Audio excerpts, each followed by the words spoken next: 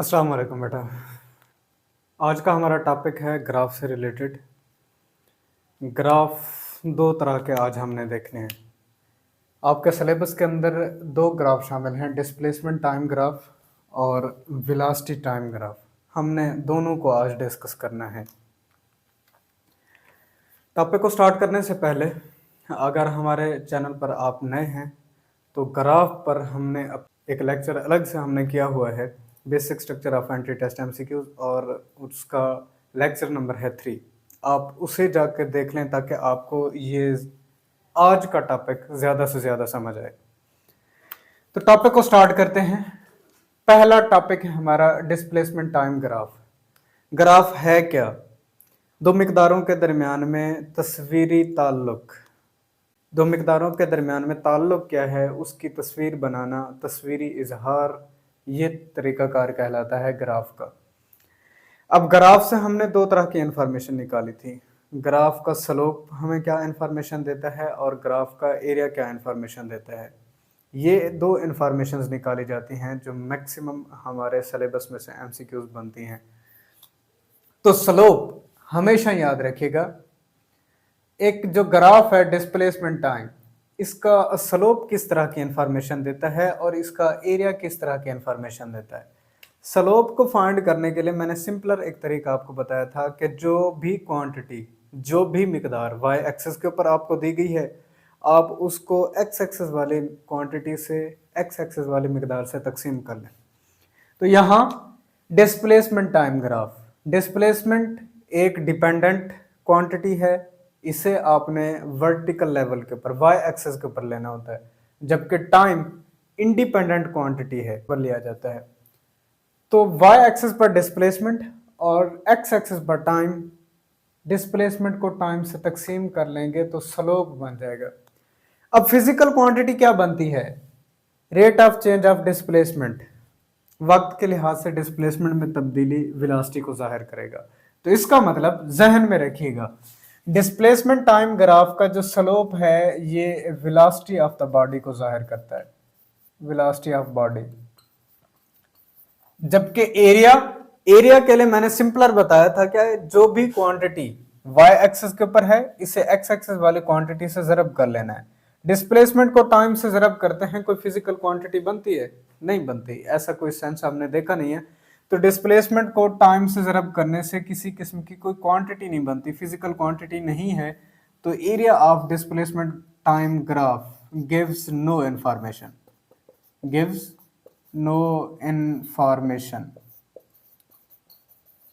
तो ये दो अंदाज हैं जिनको इस्तेमाल करते हुए हम किसी भी ग्राफ में से इंफॉर्मेशन को हासिल करते हैं। अब यहाँ मुख्तलिफ तरह के ग्राफ आपके सामने हैं।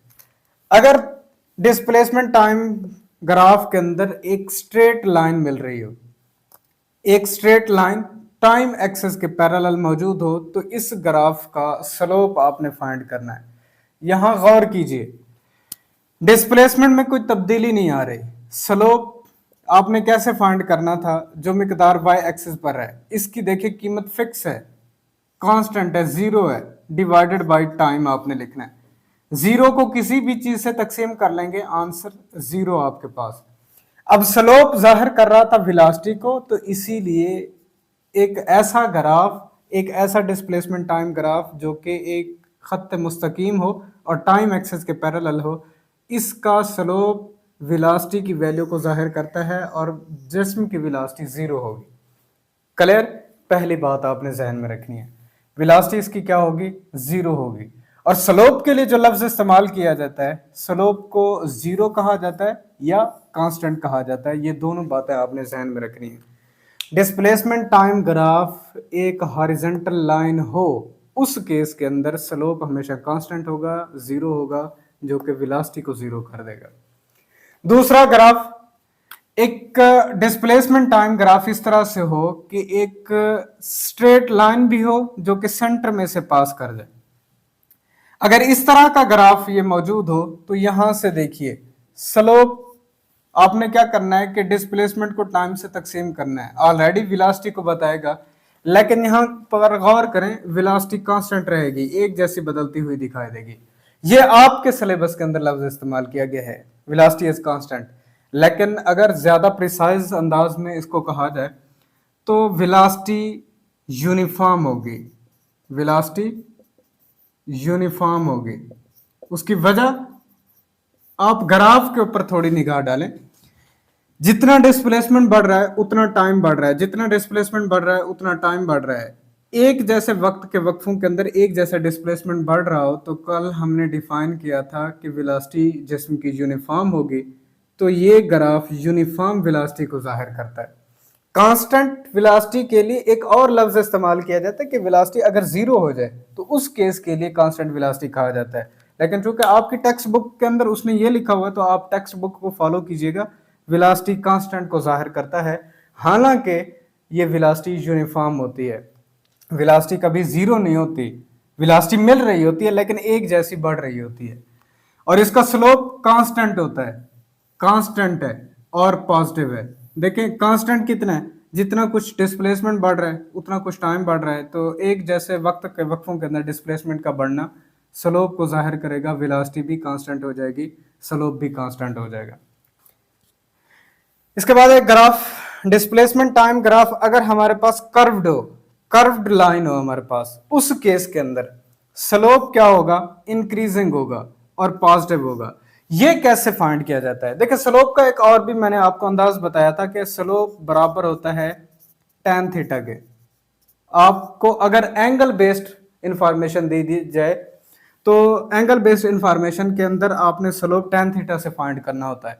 और उस लेक्चर के अंदर मैंने एक आपको ये भी इंफॉर्मेशन दी थी कि tan फंक्शन की वैल्यू जैसे जैसे एंगल बढ़ता है तो ये वैल्यू भी बढ़ती चली जाती है।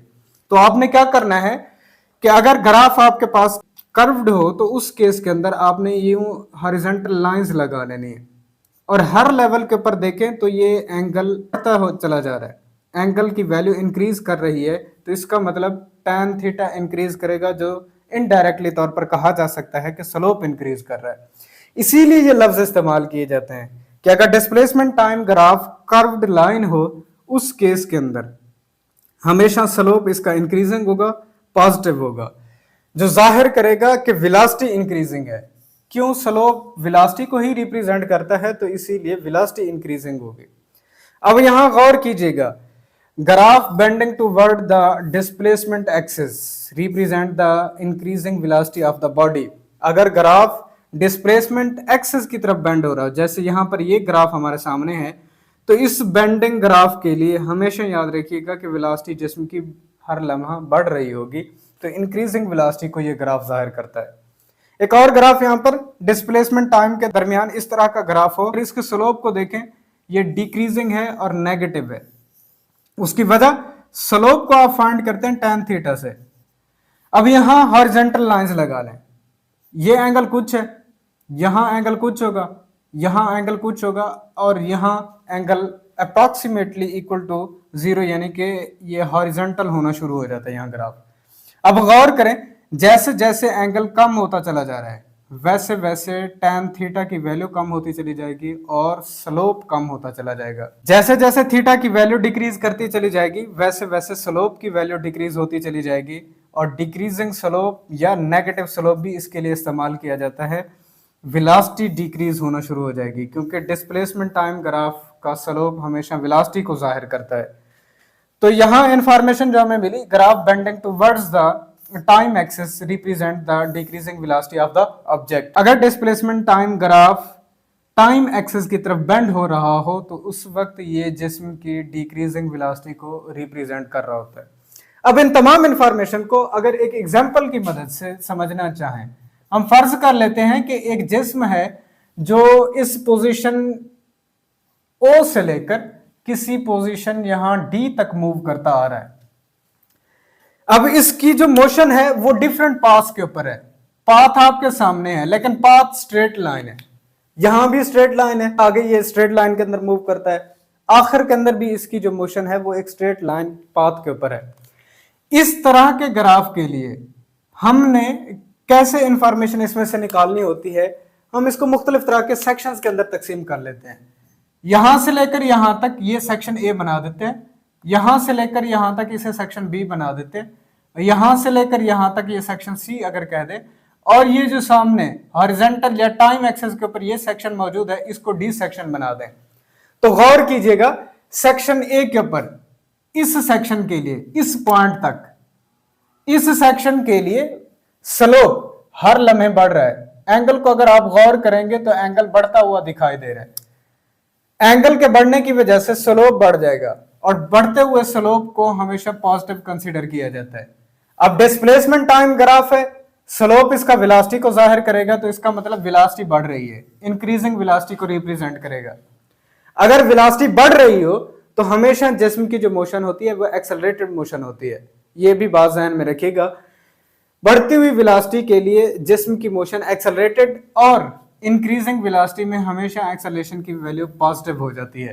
तो एक्सेलरेशन पॉजिटिव होगा किस सेगमेंट के लिए, किस सेक्शन के लिए, इस ए सेक्शन के लिए।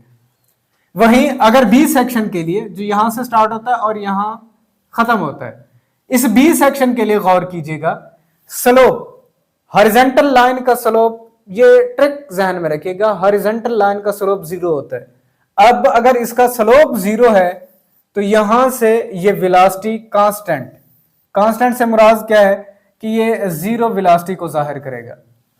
वेलोसिटी 0 है, यहां पर किसी किस्म की जिस्म के पास वेलोसिटी नहीं होगी। एक्सेलरेशन जाहिर सी बात है, अगर वेलोसिटी 0 हो जाए तो जिस्म का एक्सेलरेशन भी 0 होगा। ये इंफॉर्मेशन इस बी सेगमेंट से, बी सेक्शन से हमें मिलती है। सी सेक्शन के लिए अगर इसे देखना चाहें, अब हर लम्हे चेक करें, यहां इसका एंगल डिक्रीज होता जा रहा है, जो जाहिर करेगा कि स्लोप डिक्रीज हो रहा है या स्लोप नेगेटिव है। tan थीटा की वैल्यूज डिक्रीजिंग एंगल के लिए हमेशा नेगेटिव पर चली जाती हैं। अगर स्लोप डिक्रीज कर रहा है तो velocity of the object, particle, उस बॉडी की वेलोसिटी डिक्रीज कर रही होगी। डिक्रीजिंग वेलोसिटी के लिए हमेशा एक्सेलरेशन की वैल्यू नेगेटिव ली जाती है। क्लियर? डी सेगमेंट के लिए, इस पोर्शन के लिए, यहां से लेकर ये ग्रीन से आगे, ये ब्लैक जो जाहिर किया गया है, जिसे हॉरिजॉन्टल लाइन यहां फिर से कंसीडर कर सकते हैं और टाइम एक्सेस के पैरेलल है, इस सेगमेंट के लिए गौर कीजिएगा, स्लोप फिर से 0 जो जाहिर करेगा वेलोसिटी 0 है, और जिस्म रेस्ट की हालत में है, एक्सेलरेशन भी जिस्म का 0 हो जाएगा। तो आपने हमेशा ध्यान में रखना है कि स्लोप किस क्वांटिटी को रिप्रेजेंट करता है। स्लोप बढ़ रहा है तो वो क्वांटिटी बढ़ रही होगी, अगर स्लोप कम हो रहा है तो वो क्वांटिटी, वो मिकदार भी कम हो रही होगी। हम चूंकि डिस्प्लेसमेंट टाइम ग्राफ को डिस्कस कर रहे हैं तो इसीलिए हम वेलोसिटी की बात कर रहे हैं। तो इंक्रीजिंग वेलोसिटी के लिए एक्सेलरेशन भी हमने पॉजिटिव लिया था। ये टर्म हम इसलिए इस्तेमाल कर रहे हैं क्योंकि हम पीछे इनकी डेफिनेशन को देख चुके हैं। और वहीं अगर स्लोप नेगेटिव हो तो वो स्लोप जिस क्वांटिटी को जाहिर कर रहा होगा वो डिक्रीज करना शुरू हो जाएगी, और इस तरह से आप इनके इंफॉर्मेशन को कलेक्ट कर सकते हैं। इसके बाद है दूसरा हमारे पास वेलोसिटी टाइम ग्राफ। वेलोसिटी ये एक डिपेंडेंट क्वांटिटी है, मुतगय्यर मिकदार, उर्दू के अंदर इसके लिए लफ्ज आप इस्तेमाल करते हैं। ये डिपेंडेंट क्वांटिटी है तो इसे वर्टिकल एक्सेस या वाई एक्सेस के ऊपर लिया जाएगा, जबकि टाइम इंडिपेंडेंट क्वांटिटी है, इसे हॉरिजॉन्टल लेवल के ऊपर लिया जाएगा। फर्ज कर लेते हैं वेलोसिटी टाइम ग्राफ किसी जिस्म का एक हॉरिजॉन्टल लाइन है, एक स्ट्रेट लाइन है पैरेलल टू टाइम एक्सेस। उस केस के अंदर यहां गौर कीजिएगा, वेलोसिटी कांस्टेंट है, वेलोसिटी बिल्कुल नहीं बदल रही, कांस्टेंट है।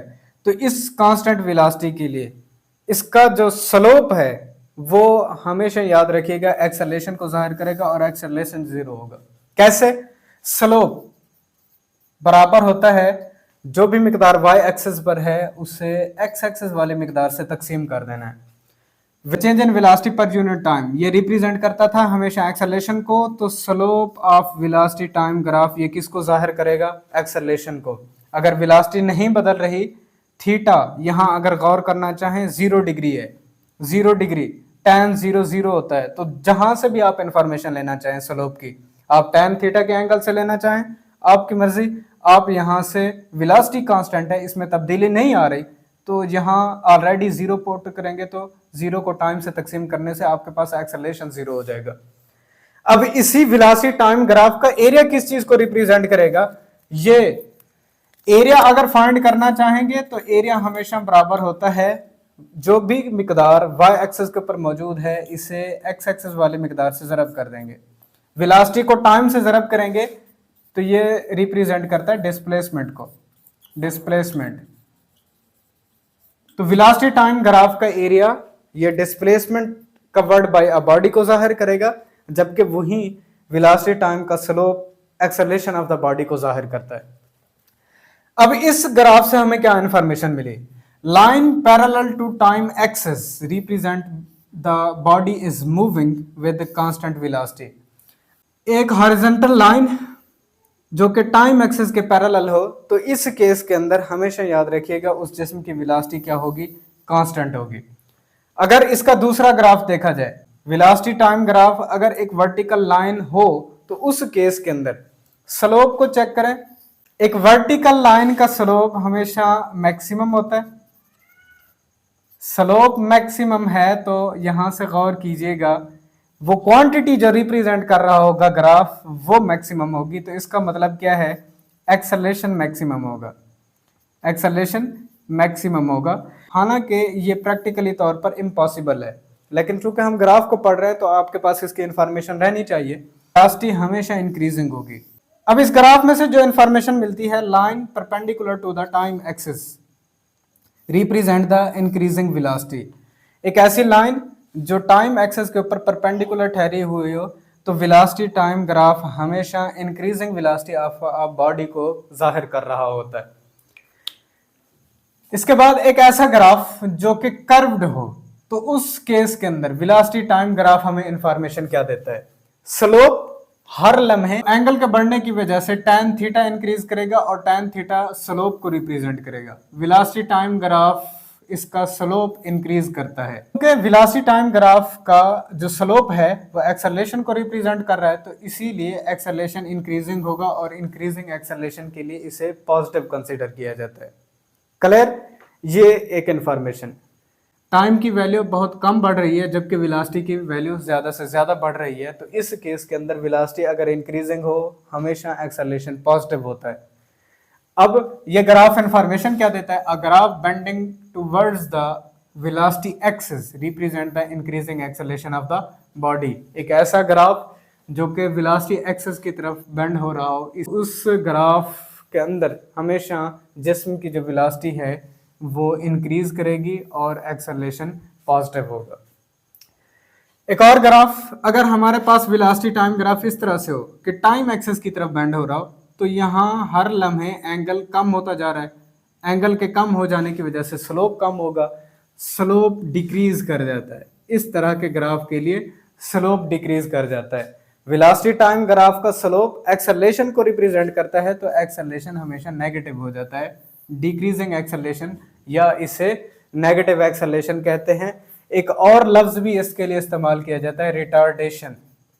रिटार्डेशन जिस्म रिटार्डेशन के अंदर होता है। अब ये ग्राफ क्या इंफॉर्मेशन देता है? Graph bending towards the time axis represent the retardation deceleration. एक ऐसा वेलोसिटी टाइम ग्राफ जो कि टाइम एक्सिस की तरफ बेंड हो रहा हो, ये हमेशा जिस्म के रिटार्डेशन या डिसेलरेशन को रिप्रेजेंट कर रहा होता है, इसको जाहिर कर रहा होता है। अब अगर वेलोसिटी टाइम ग्राफ एक स्ट्रेट लाइन हो जो कि सेंटर में से पास कर रही हो, तो इस तरह का ग्राफ क्या इंफॉर्मेशन देगा? गौर रखें, हर लेवल के ऊपर एंगल एक जैसा है। जितने भी एंगल आप कंसीडर करना चाहेंगे सारे एंगल सेम है। तो एंगल अगर सेम है तो इसका मतलब स्लोप कांस्टेंट है। स्लोप एक्सेलरेशन को जाहिर कर रहा है तो एक्सेलरेशन इसका कांस्टेंट हो जाएगा। मतलब कहने का क्या है कि ये एक्सेलरेशन जीरो हो जाता है। अब ये ग्राफ इंफॉर्मेशन क्या देता है? A velocity time graph which is straight line passing through the center represent the constant velocity of the body। ये आपकी बुक के अंदर उसने लफ्ज इस्तेमाल किया, हालांकि ये यूनिफॉर्म वेलोसिटी को जाहिर करता है, तो आप इसे कांस्टेंट वेलोसिटी लिखें। आपके बुक्स के अंदर उसने ऐसे लिखा हुआ है, uniform velocity of a body को रिप्रेजेंट करता है। अब अगर ग्राफ हमारे पास इस तरह का हो कि वेलोसिटी टाइम ग्राफ कुछ टाइम एक्सिस से यहां से स्टार्ट हो रहा हो, तो यहां गौर कीजिए, अब भी इसका स्लोप कांस्टेंट है। स्लोप के कांस्टेंट हो जाने की वजह से एक्सेलरेशन कांस्टेंट है, एक्सेलरेशन को जीरो माना जाएगा, जबकि इनिशियल वेलोसिटी ऑब्जेक्ट की नेगेटिव है। उसकी वजह यहां देखिए, ये नेगेटिव वेलोसिटी एक्सिस को कहीं टच कर रहा है इस पॉइंट के ऊपर, तो initial velocity of the body यहाँ नेगेटिव कंसीडर की जाएगी। ये ग्राफ इस तरह की हमें इंफॉर्मेशन दे रहा है।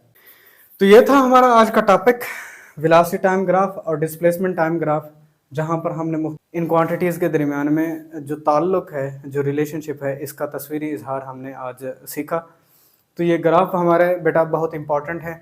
इसके अंदर जो मेजर इन्फॉर्मेशन है आपकी, वो हमेशा स्लोप इसका क्या हमें बताता है और इसका एरिया हमें क्या बताता है, ये दोनों चीज़ें आपने ध्यान में रखनी है। दो ग्राफ नहीं हम इंशाल्लाह सीखते रहेंगे।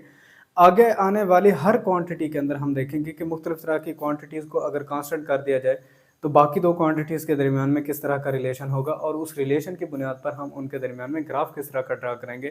तो इंशाल्लाह हम अपने ये नेक्स्ट लेक्चर में सीखेंगे। तब तक के लिए इजाज़त दीजिए। अल्लाह हाफ़िज़।